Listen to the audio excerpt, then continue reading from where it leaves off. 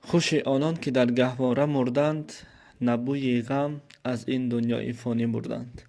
انا لله و انا الیه راجعون. ما از خداوندیم و بازگشت ما به سوی خداوند است. السلام علیکم و رحمت الله و برکاته. برادران عزیز، خواهران مهربان، البته به هر یک ما و شما معلوم است که در سامانه های اجتماعی نواره که تا امروز یگان مردم، یگان مقصد جهان را تکان و لرزان نداده بود. دیروز روز 16 قتل یک نورس تاجیک از سوی یک ملتگرای روس ناتسیستی روس کشته شده شد و اینچنین دوستان بر همه سامانه های اجتماعی جهان علاقه نسبت این بیرحمی صحبت می رود، نوار می رود و امروز باشد همین کودک 10 ساله را برادر جان ما و شما را به خاک سپردند. این نوار را تماشا کنید، این جنازه را ببینید. تا امروز به جنازه این یگان شخصیتی که نامش بلند است چنین آدم جمع نشده بود، من فکر میکنم. ولیکن امروز به خاطر یک کودکی که حالا بوی گناه در مشام او نیست، گناه در دفتر اعمال او نوشته نشده است و این الکی امید داریم که مکانش در بهشت است. اما این آدم را بینید دوستان، این جنازه را بینید، این آدم را بینید، به همین سردی نگاه نکرده الکی اشتراک دارند. این یک حالتی هست که باور کنید تمام مردمی که ذره ناموس داره، وجدان داره، غرور داره، ذره رحم داره، بر قلب او، بر چشم او اشک جاری میگردونه. اما ما باید خرسند شویم که در نصیب این برادر بیگناه به نزد خداوند رفتن نصیب کرده بود است که میروند بیگناه، نه که در اینجا اهل عائله، خویش و تبار، یار و رفیق و خویشاوندان و مردم تاجیکستان و دوستان مردم تاجیکستان غم میخورند، الم میخورند. چی گفتنیم در آخر دوستان عزیز؟ در حقش دعا کنیم. خداوند متعال مهربان است. خداوند متعال پاداش هر یک کار را میدهد. پس هر یک مصیبت خدا یک آسانی هست، خوشحالی هست. پس هر یک مشکلی باز آسانی هست، خوشحالی هست. اما با این همه نگاه نکرده ما باید در حقش دعاگو باشیم. مادر عزیز، البته از دست دادن فرزند برای مادر، یعنی که داغ فرزند برای هر یک پدر و مادر قین است، ما این را میفهمیم. ولی شما صبر کنید.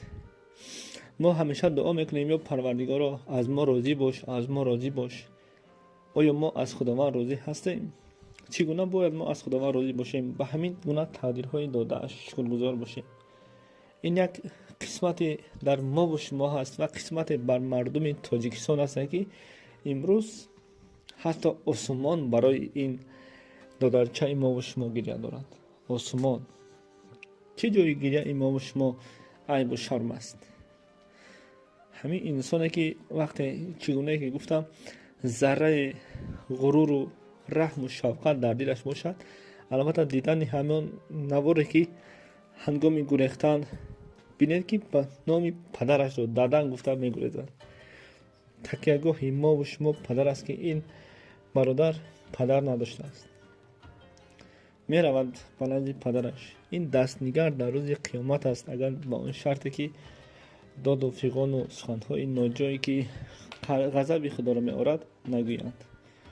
البته داغ فرزند قینش دشوار است و از دیدن نوارها و از گفتنش بر زبان ما آسان است، ولی هنگامی درک کردن این حادثه و این حالت ها و هر یک ما قین است، دشوار است.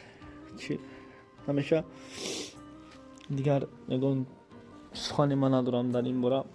خداوند متعال چی خوبه است که این برادر را، این دادرچه ما و شما را از ما برد و یک حالت عجیبه در تمام روی دنیا صادر شد که این бераҳмтарин куштор як кӯдак аз сӯи як ноболиғи миллатгарои рус буд. бародарҷоно ва касое ки дар Федератсияи Русия ҳастед, барои зиндагии худ, барои таъмини аҳлу оилаи худ кор мекунед, маълум аст. кӯшиш кунед ки бо сабаби ана ҳамин воқеа шумо ҷангу ҷанҷол накунед, зеро барои кори шудагӣ шуд, коре ки мешуд шуд, чизе ки дар насибау дар тақдири мову шумо ҳаст диданаш, ин ҳам шуд.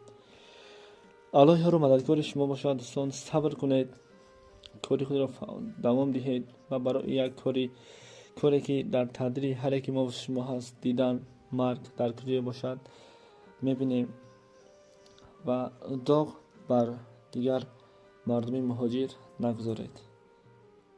аз дасти онҳо ҳамаи кор меояд, вале подоши ҳар як кор ин сабр аст. сабр кунед, зеро худованди мутаол бо собирон аст. ҳар касе ки сабр кард, иншоаллоҳ маззаи сабрро хоҳад чашид. вассаламу алайкум ва раҳматуллоҳи ва баракатуҳ. имрӯз ман мехоҳам ҳамчун як зан, ҳамчун як хоҳар гап занам. кӯдаке ки 10 сола буд, киштанаш на барои гуноҳ, балки барои ки аз дигар давлат буд.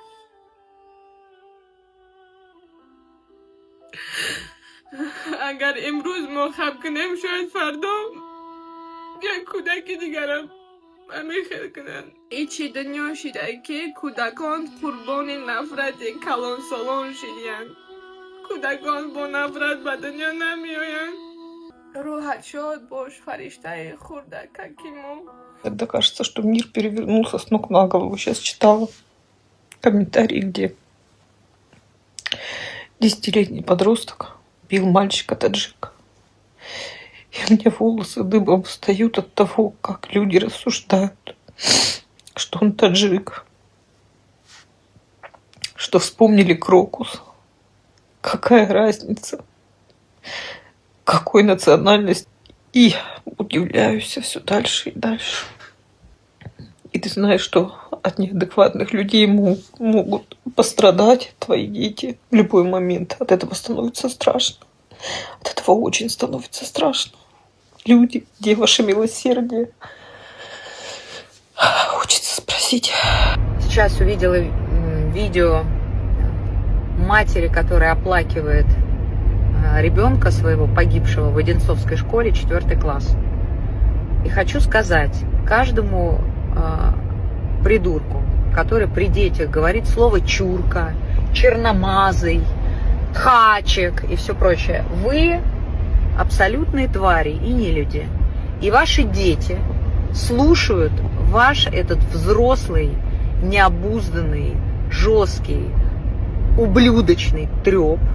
И дальше они начинают относиться к детям другой национальности сверху вниз. И именно это ведет к геноциду в Газе. Именно это ведет к тому, что какие-то подростки считают мальчика темненького, восточного, например, человечком, которого можно убить.